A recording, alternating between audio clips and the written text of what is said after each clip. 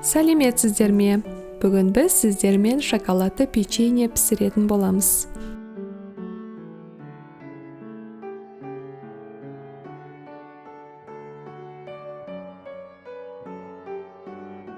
Ыдысқа жұмыртқа, қант және сұйық майды құйып, миксермен қант ерігенге дейін араластырамыз.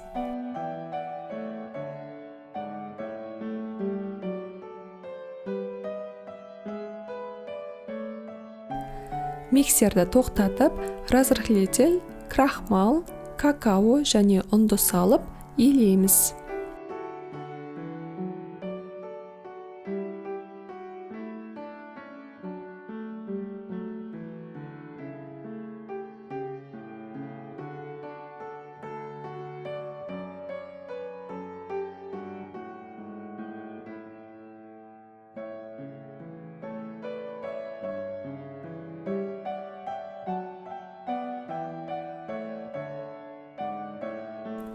Әрқайсысын шамамен 25 граммнан алып, домалақтап противенге тіземіз.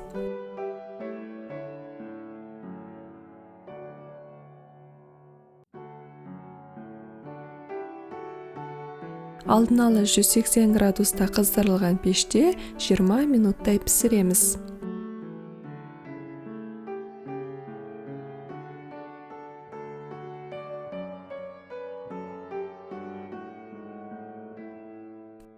Печеньелер дайын.